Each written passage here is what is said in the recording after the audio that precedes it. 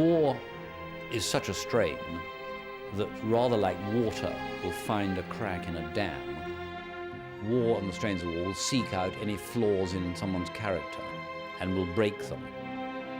The uniqueness of war is its chaos, in that as soon as the battle starts, things start going wrong, and the leader has got to somehow get control of that chaos quicker than his opponent.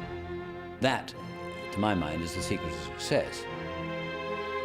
Bad leadership gets people killed, and until you've seen a friend of yours loaded into a body bag and you don't even recognize the body, and later you find out, well, that was him, then you see the consequence is very real and final. A leader is a magic salesman, because a leader on the battlefield is selling the most difficult product in the world, and that is, come with me and die.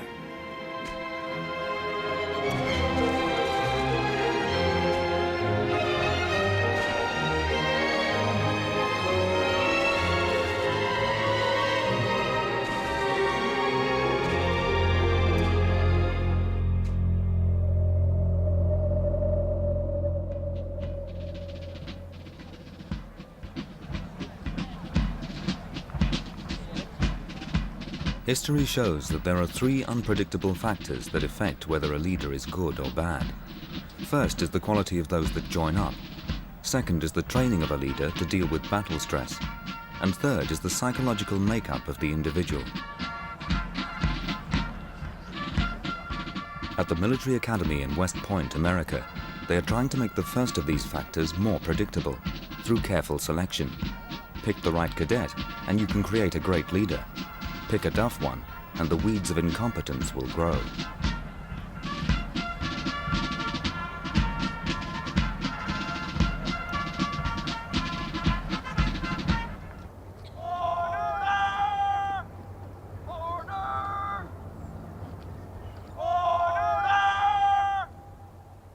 We can predict the kinds of qualities that make successful officers.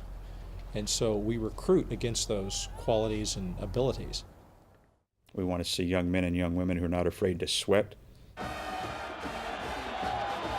not afraid of physical contact in the terms of sporting contact in soccer, football, basketball, those types of things. Why did I get selected? Because I'm a great person. I'm pretty well-rounded. I'm not just book smart. I'm pretty physically fit, and I can play a musical instrument. But we're also looking for the intangibles, if you will, the ability to operate under pressure, the ability to produce good quality work when things around you are chaotic or very ambiguous. And ultimately those that can set their own goals given somewhat fuzzy guidance, which tends to be the nature of the battlefield. What we try to do is develop a questioning intellect here, someone who's not afraid to ask the why or the can we do this better, and if we need to do it better, what do we have to do it better? We can't look into an individual's heart. We can't look into their psyche to see if they're pure, if they've got the heart of a soldier or the pure desire to serve for all the right reasons. We have sons of millionaires. We have daughters of single-parent black families from some of the worst parts of the inner cities in the country. We have sons of members of Congress. You name a profession and it's represented. It's certainly not what one would consider the straight upper crust. It was actually not until the late 1890s that selection was based on merit. The 1800s was a time of strict social divide, a non-professional army, and large amounts of facial hair. The officers were often the second sons of wealthy landowners or young guns of the aristocracy looking for adventure, great at leading in a waltz, but frequently hopeless in war. It was a very different army to the one we have today. You could buy your commission up to the rank of lieutenant colonel, and there were no particular qualities which people were looking for in officers other than probably the social graces. In the 1830s, the British Army was full of pucker gentlemen like General Elphinstone. With wealth, charm, and an aristocratic nose, he hadn't been selected so much as fallen into being an officer. It was no surprise to find him towards the end of his career, residing in Imperial India. But then he was told that he had to put off his retirement and take command of the army. The British Empire was firmly in control in India, but was about to reach north into Afghanistan to secure essential trade routes through the mountain passes. Because he was an affable chap, Elphinstone was perceived as the right man for the job. However, affability does not a great leader make. 1841, arrive Afghanistan. 1841 and 1 day, commit first blunder. Elphinstone positioned the army barracks or cantonments miles from the capital Kabul, isolated from supplies and open to attack. However, complacency and arrogance were the middle names of the British Empire, and they assumed they were invulnerable. Officers started to bring up their wives and children from India to join them, and there was a great deal of social life. There was a race course, and they had cricket matches. The regiments brought up their bands. One of the British cavalry regiments brought up its pack of foxhounds, and they established themselves in an imitation of peacetime life in a garrison in India or in England. They certainly didn't, I think, at any stage realize how precarious the situation really was. The Afghans themselves were highly independent people who greatly resented the fact that the British were there. Elphinstone's second blunder was that he did not make the military presence felt. Elphinstone thought this was simply a political situation, his job to be the silent minder for the British envoy, William Macnaghten, who was busy making deals with the Afghan tribes. Elphinstone wrongly assumed no flexing of his military muscles was required. Rather foolishly, Sir William Macnaghten decided that he was going to reduce the subsidies which were being paid to the tribesmen between Kabul and India for keeping the road open.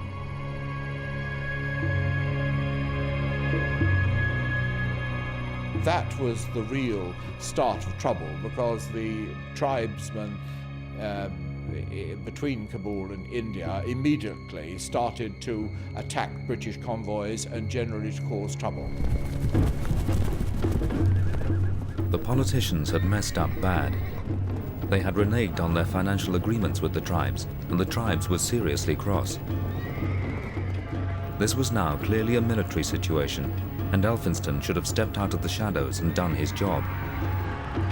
Instead, he did nothing about the random attacks, and so offered no protection to the people he was supposed to be leading. This was his third blunder. The attacks became increasingly violent.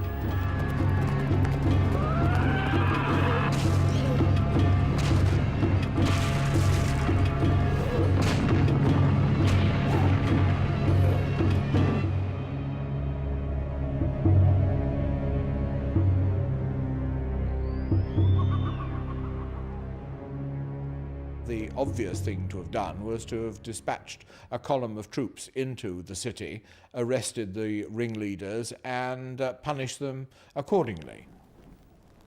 There is a story about Elphinstone's reaction to the trouble. He ran to jump on his horse, but being fattened up from easy living, he fell off. As one of the officers' wives wrote in her diary, he is as weak of body as he is weak of mind. He complained of rheumatism and gout, not only very debilitating diseases, but they are very incapacitating diseases, and there were long periods where Elphinstone could really not get out of bed, and I think Elphinstone had simply become virtually a complete invalid, unable to concentrate on the job in hand. Elphinstone was taking no control over the chaos of war. The British became isolated, vulnerable, and increasingly dead.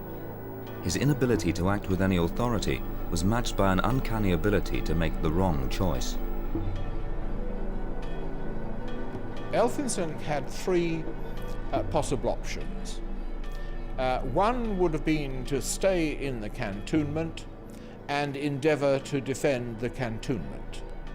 The second option would have been to reoccupy the Bala Hisar, the great fortress in Kabul, and defend that.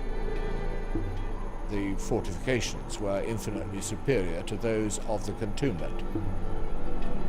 The third option was the option that they finally agreed, which seems on the face of it to have been the maddest of the lot, which was to try to retreat to Jalalabad through the very tribes who had started all the trouble in the first place when their subsidies were cut. Elphinstone's fourth blunder was to decide to enter into negotiations with the Afghans in order to secure safe retreat. And his fifth blunder was when the envoy MacNaughton went off to meet the Afghans. Elphinstone forgot to send an army escort, and MacNaughton was hacked to little pieces. Then his sixth blunder was that he thought the same Afghans would keep their word and help him out. Despite the carnage around him, he thought it would be a stroll in the park.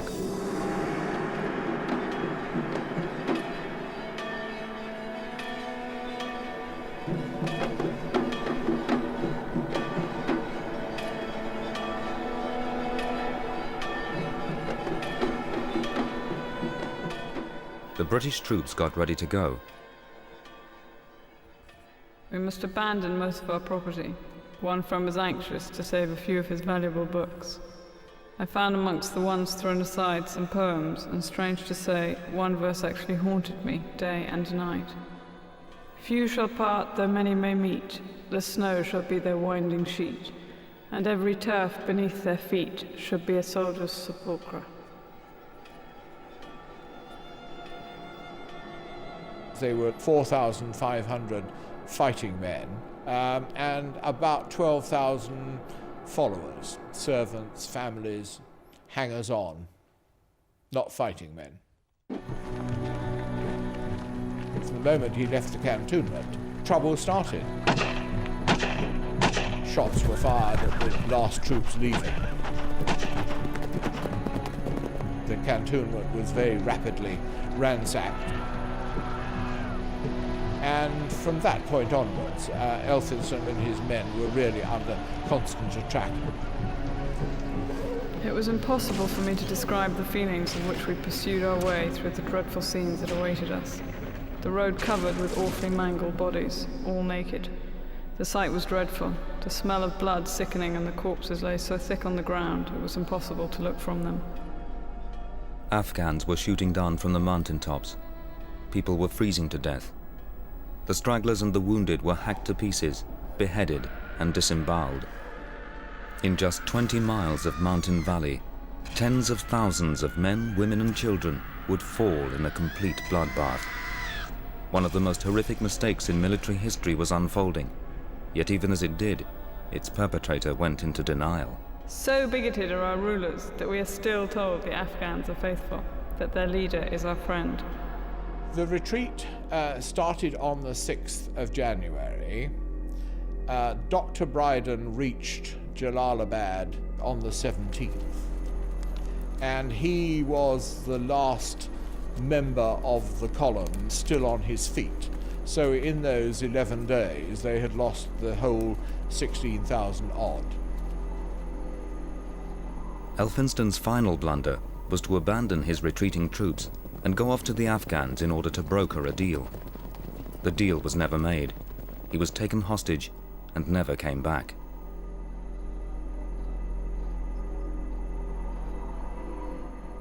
He died in May 1842 in captivity before the relieving army had reached Kabul. And Elphinstone, exhausted and ill, simply died.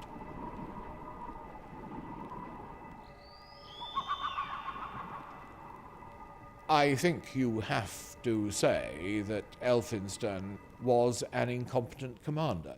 Today, an officer would have been tested all the way up the ladder and if he had any serious defects, they would have been exposed long before he got anywhere near being a general.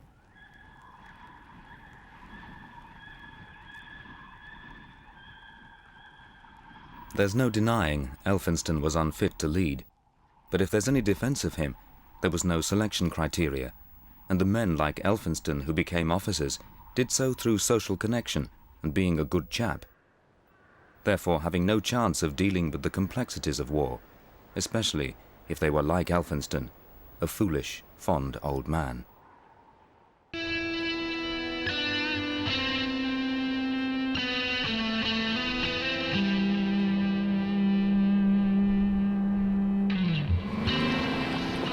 The pressure war exerts on a leader is enough to turn a man of steel into a wobbling jelly. The second unpredictable factor that makes or breaks a good leader is whether an individual has been trained to cope with this pressure. Even if the cadet selected seems high caliber, it is not until you are in actual combat that you know how good you really are. Then, that discovery can cost lives. The modern military tries to eliminate this happening through training.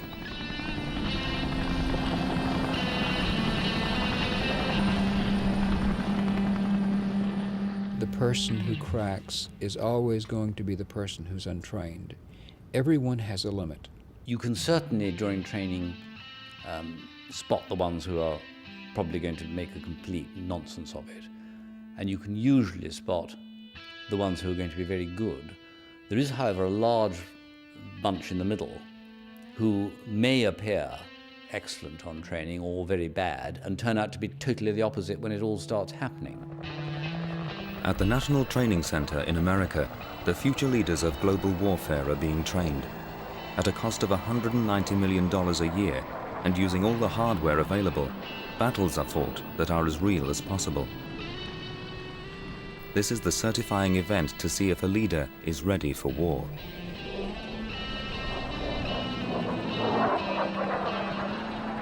Even though it's simulators and other pyrotechnics are taking the place of live artillery and all, they think this is real. And they're getting a good taste. The stress is up. The leaders, talk to the leaders. They'll tell you how they feel. When you get the mission, you know you're going to have to secure yourself, no matter what, right? That's right. So don't wait for somebody to tell you in an order. Just flat do it. 5-6-5-6. Good flank.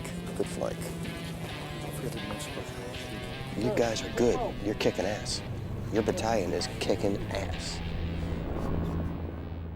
I've been in Macedonia and Bosnia and 2 recent deployments, and I do believe that the stress that you feel out here is as great or greater in some cases than a deployed hostile environment.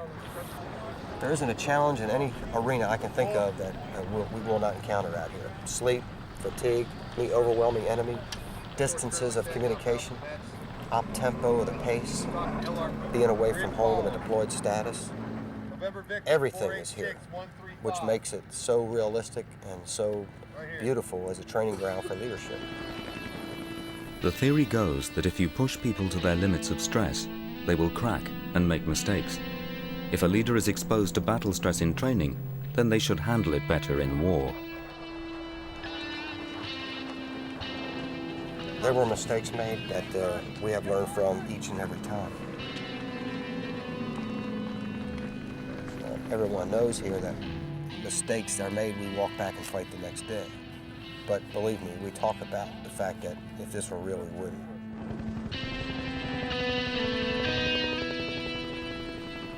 Incompetence is where you are incapable of getting it right, and you're incapable of getting it right time after time after time.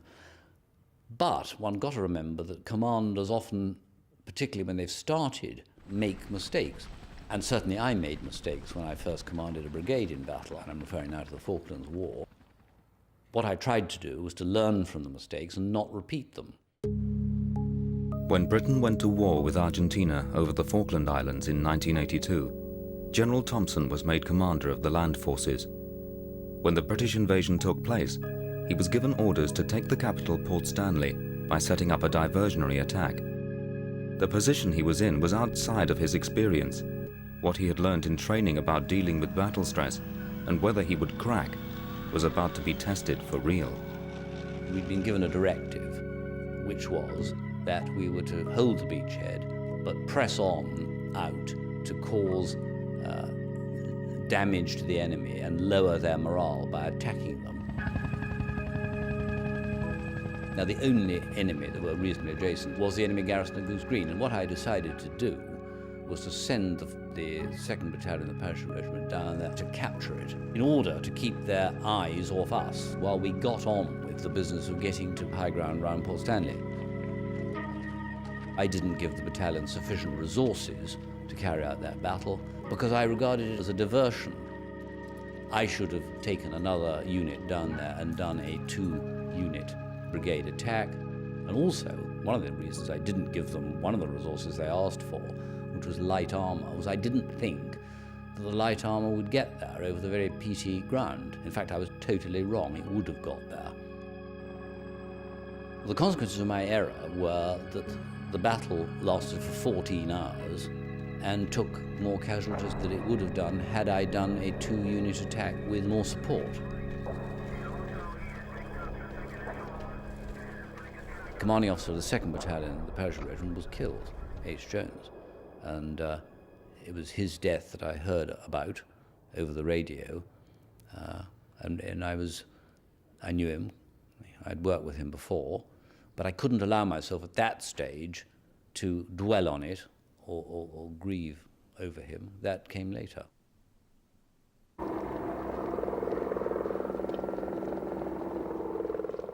You have to push it down and let it out later. It would not have helped to have broken down in my command post in front of all my staff. They would have thought, oh dear, something is terribly wrong, the boss is breaking down, and they would have probably have lost faith in me. Lieutenant Colonel Jones. I blame myself for making those decisions. It was my decision and mine alone.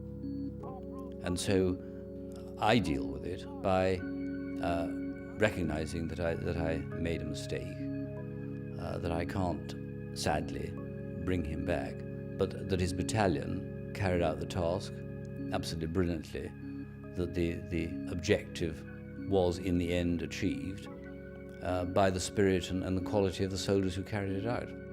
A man can have no greater love than to lay down his life for his friends. You are my friends. Julian Thompson was promoted beyond his level of experience, but not ultimately his level of competence. He made mistakes which he had the courage to admit. He was able to adapt, and most importantly, he didn't crack. This was in large part down to how he had been trained to deal with battle stress. The recognition of how essential this training is has come from looking at the consequences of the late 19th century army, when there was really no training at all. In those days, when a leader was confronted by battle stress, they would often break down. When General Redvers Buller died in 1908, he left behind a reputation for having cracked up.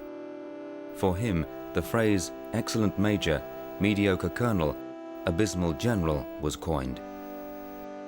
When a young officer, he had fought in Africa and proved himself a valiant and heroic soldier. Fiery and passionate, in fact his only problem then seemed to be channeling his energy in the right direction. He had a very bad temper, and he knew he had a bad temper, and he had the greatest difficulty controlling it. When he was about 16 years old in a game of rugger, he lost a match by going for his opponent instead of the ball, and admitted afterwards that ever since that instance he'd done his best, often without success, to control his temper. In 1899, the British were at war with the Boers over land in South Africa. Based on his reputation for previous heroics, Buller was catapulted way beyond his level of experience to Commander-in-Chief. His limit of competence was about to be reached. There was a feeling that it would all be over by Christmas and that Buller really only had to turn up. They expected a walkover, and that Buller would lead a walkover into Pretoria. He did not particularly want the appointment. He had a comfortable, happy and busy retirement to look forward to. He had doubts, clearly, also, as to whether he was, in any capacity, a good number one. I've always considered that I was better as second in a complex military affair than as an officer-in-chief command. I had never been in a position where the whole load of responsibility fell on me. Dear General Sir Redvers, just a quick note to say good luck, old boy. We're all relying on you. We know it's a bloody awful mess out there, but you are the right man to sort it out. By the time Buller arrived, 3 British towns had already been besieged by the Boers, Ladysmith in Natal and Kimberley and Mafeking in Cape Colony. In Ladysmith, there were about 15,000 British troops bottled up by the Boers, and that was the area where Buller, anyway, felt that the most danger was. Unused to creating overall strategy, Buller focused on the specific, something he thought he could deal with. He must go to Natal, take command there, and relieve Ladysmith. And Buller believed that the only way of doing so was to fight his way through the Boer siege lines. And the first time he tries it is at Colenso, and he tries a frontal assault. Frontal assaults in the face of modern weapons are not a terribly good idea. Stressed out by seeing his tactics go wrong, Buller did not have the training to adapt. The pressure was rising. He had seen everything go wrong which could go wrong at Colenso. He'd seen the guns lost. He'd seen the Irish Brigade suffer appalling casualties. So he was quite clearly in a state of shock. Immediately after Colenso, there is a substantial confidence crisis.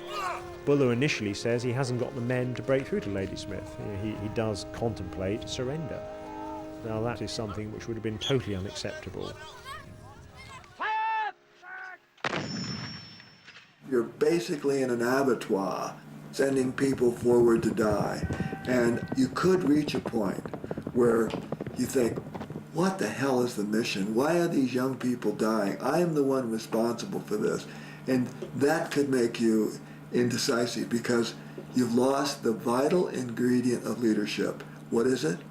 Confidence. Buller's confidence was on the wane. This was to become known as Black Week, as 2 other defeats swiftly followed. It was Buller's responsibility as commander, and back in England it was assumed the great warrior had cracked.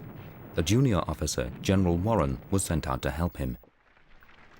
The next battle at Spion Kop was to be Buller's most costly blunder. The plan was for one force to approach Ladysmith as a diversion, whilst the main attack moved through the valleys toward the town. Warren was in charge of one force, but overcautious he hesitated. As a senior officer, Buller should have given Warren orders to get on with it, but dithering himself, he didn't take the lead. Battle stress was taking its toll, and he was making his fatal mistake. Without any clear logic, Warren wanted to abandon the advance through the valleys and take the hill at Spion Kop. Without any clear reason, Buller agrees, changing his plans randomly. He had spent several days thinking, shall I relieve Warren or shall I not relieve Warren? And he then made the self-admitted error of not relieving Warren. There isn't a doctrine of command in the British Army until well into the 20th century. They don't really understand necessarily what the precise role of the commander should be. So on some occasions they interfere when they shouldn't, and on other occasions when they should intervene, they don't. Climbed at night, in fog, Spion Kop was taken with little incident. Then in the morning, it was revealed that the celebratory troops were only on a plateau, overlooked by the higher hills and enemy rifles.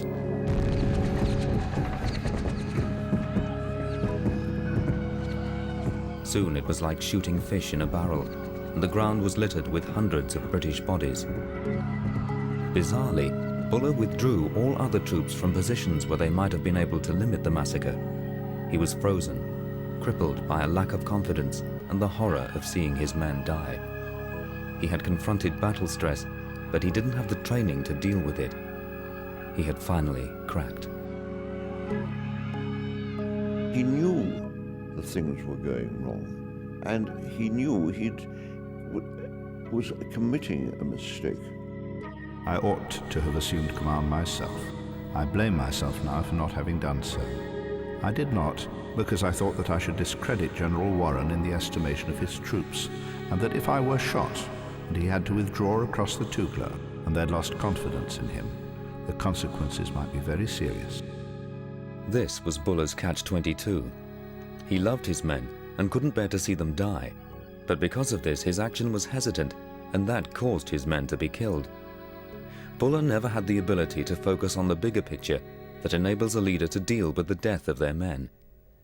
Today, after decades of psychoanalysis, psychologists speculate and make vague theories to explain the man who said he was better suited to be second in command.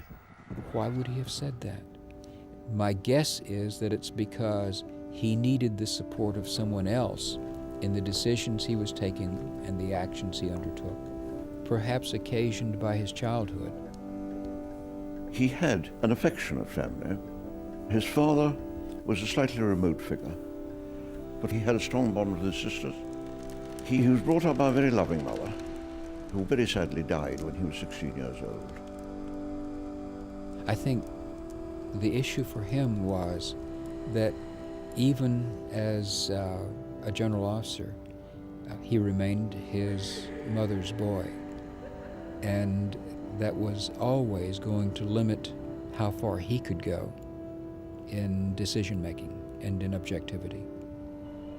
Whenever he felt he was not accepted by others, that was a terrible challenge to him. He did not have a true killer instinct. It's also his tragedy that, in a sense, he is placed in a position which he wasn't suited for. In 1900, General Roberts arrived from England to take over command, and Buller became his subordinate, returning to his level of competence. Having that burden lifted from him does enable him to concentrate much more on the task in hand, which is simply, in the first instance, to relieve Ladysmith. Ladysmith is relieved at the end of February of 1900. Buller fell prey to the second unpredictable factor. He was untrained to deal with the horror of supreme command. He was a great human being, but in the final analysis, unfit to lead, able to inspire men to follow him in battle, but when promoted beyond his level of competence, unable to lead them in war.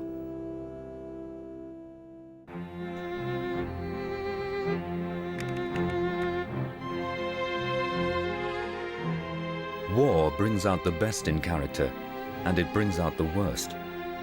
Despite careful selection and extensive training, a leader can still fail if they have character flaws that come out on the battlefield. This is the third factor that affects good and bad leadership. The competence of some leaders will always be limited by their personality, and the worst flaw in a leader is ego.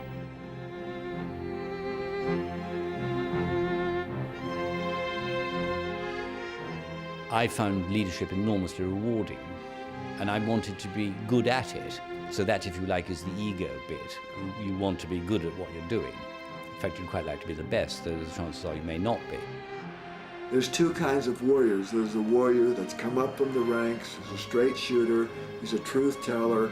The only reason he's in the military is to lead men, to protect his country.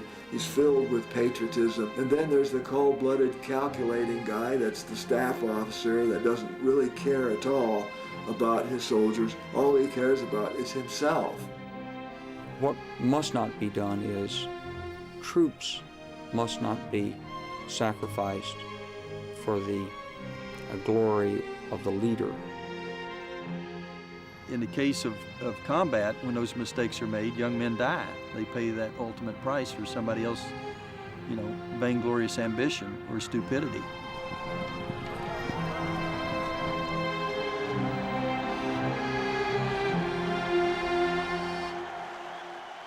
In November 1945, Britain's war with Germany was over.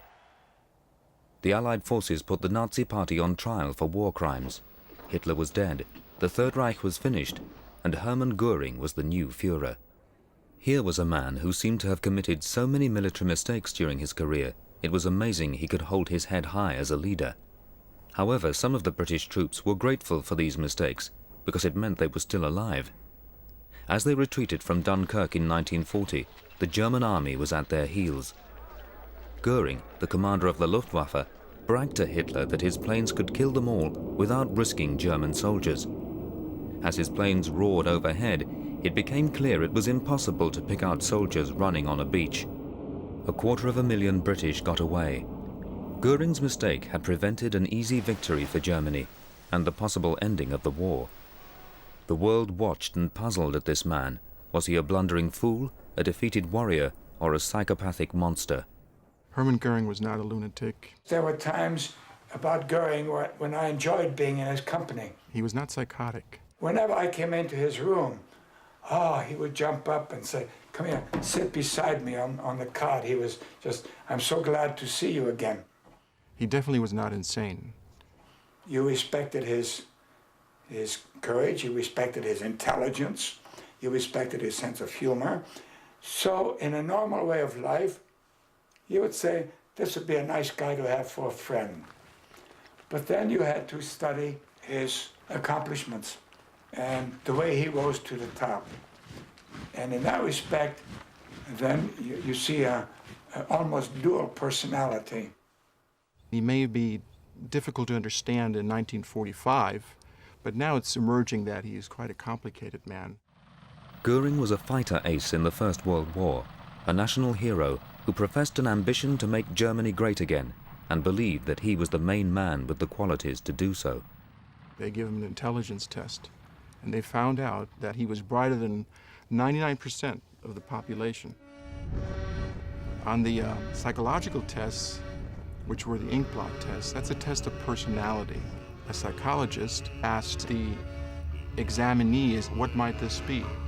And in Hermann Göring, a number of characters, flaws come together that really predict that he would be a very ineffectual leader. There's one famous response by Hermann Göring to card 3, where he talks about these are two people arguing. An open figure of one man, opened up with two identical halves, and the insides in the middle. Maybe, they're debating heatedly over something. Maybe two doctors arguing over the inner organs of the man. This was interpreted as Hermann Göring being Hermann Göring in terms of being arbitrary and aggressive. And then there's red blots on the top, and he looks at them. Red spots, I can't figure that out. I don't know what those things are, damned if I know. And he flicks them away with both his hands, as if they don't exist. And you don't have to be a psychologist to make the leap about how you may have felt about people, races, that he felt were inferior. I don't know what these are. Let's just get rid of them. So I think that's his biggest flaw, is that he had this narcissistic personality trait that really interfered with everything he did. He had a dream that ultimately he would be the supreme commander of a Germany. So many of the decisions he made were influenced by his desperate need for personal gain, not because of strategic decisions about Germany at war. We think that his self-esteem was actually very, very low, that he probably wrestled with depression, and that this was a way for him to overcompensate and make him feel good about himself. You know, sometimes we go into a store and we buy something, we feel a little bit better. You know, we pull out our credit card and we say, oh, somehow I feel better, I acquired something, a ring, a book, something. He would acquire countries. He was the mastermind behind annexing Austria. You know, and that was sort of a coup for him. Following the conquest of Austria, Göring was off in the race to become master of the universe, and the German people loved him. He took every high-ranking job in the Nazi Party As well as becoming a 6-star general, he was assuming the role of demigod, and he loved it. His personality characteristics cuts both ways. One, the sense of entitlement, narcissism, overinflated view of himself helped him in his career. I mean, the titles that he collected, you couldn't count them on two hands. But ultimately, it was his downfall because he was only interested in himself and didn't understand that ultimately, to win a war, you got to put a whole team together, not only Hermann Goering against the rest of the world. Now this is the main point to understand Goering's personality and his incompetence. He liked good living, good life, you know, wearing good-looking uniforms, collecting pieces of art.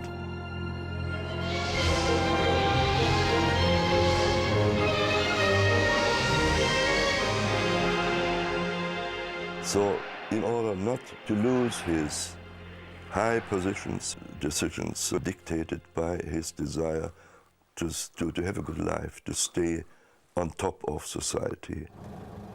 Goering loved the power more than he accepted the responsibility. His hungry ego and fragile heart had to be satisfied.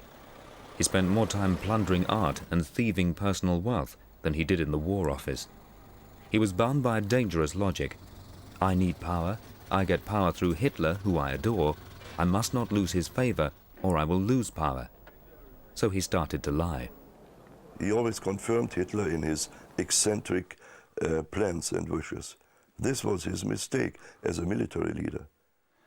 I know one time of one incident when Goering took a model of a jet plane to Hitler, and Hitler asked him how many of these did he have. Well, he said he could produce 500 of these jet planes. Well, Hitler then developed a strategy based on these 500 jets, which were not at all available at all. And so Goering bragged. He could exaggerate, he could lie with a perfectly straight face.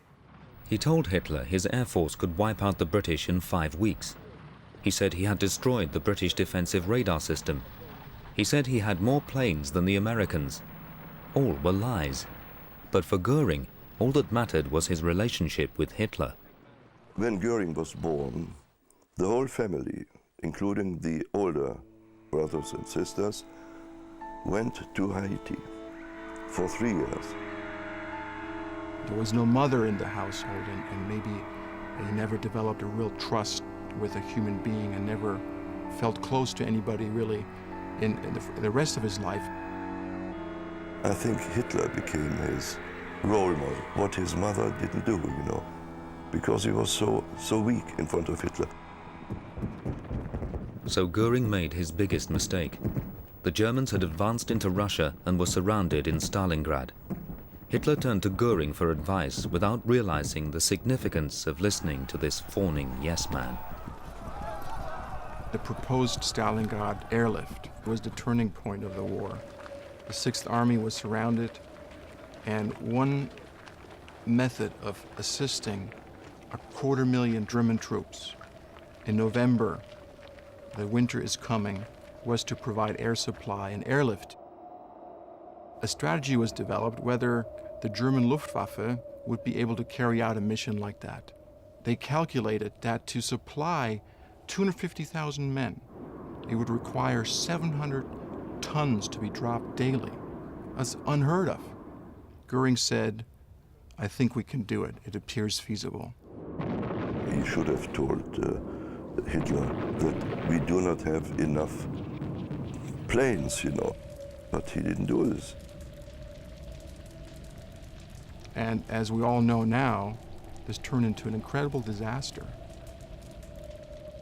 6,000 Germans, only 6,000 Germans returned home. The defeat at Stalingrad catapulted Germany into losing the war. This may have been as a direct result of Goering's ego. But on trial, he still puffed himself up to be the leader of the new Germany, ignoring that the Nazi Party was now defunct. At last he had obtained his dream, and he failed to see how hollow this was. For him to not understand what's going on, or at least to act like it is mind-boggling, but it shows you how robust this man was in face of economic distress, torture, concentration camps, the final solution, German troops, thousands of troops dying. Didn't affect him. Remember Inkblot number 3, just washes it away. He admitted that maybe some things he had done were wrong, but they were necessary. In order to build the Third Reich, some things had to be done, like the persecution of the Jews. More or less, if I had to do it again in order to accomplish my goals, I would do it. He claimed he did it for Germany. I claim he did it for Hermann Goering. No apologies. If he had any regrets at all, it was that he would be hanged as a common criminal. That bothered him terribly. Let me stress once more that I feel not the slightest moral or other obligation to submit to a death sentence by my enemies and those of Germany. I proceed to the hereafter with joy and regard death as a release. I shall hope for my God's mercy. The entire effort to stop us doing harm to ourselves was never motivated by concern for our welfare, but purely to make sure that all would be ready for the big sensation. But count me out. In his cell, Goering committed suicide with a cyanide pill. He had cheated the hangman in a final flourish of narcissism. He had looked in the mirror and seen not a war criminal, but a fallen hero. And he had decided his death must be worthy of his life. He was trying to lay the foundation for him being, thought of as a great German. He thought if I position myself correctly, every German will have a Hermann Goering statue in their household.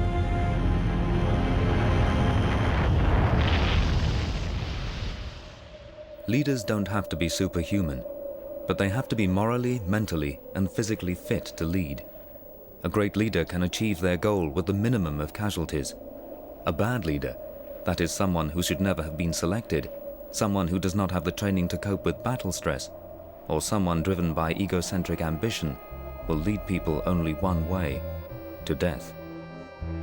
Incompetence is, in my opinion, where you are incapable of getting it right, and you're incapable of getting it right time after time after time. Thinking that you're too smart, too knowledgeable about everything, being full of yourself. I think too much pride, refusing to take the objective, too much temper, exploding, and without drawing back and thinking carefully what the objective is and how to attain it with the smallest amount of casualties.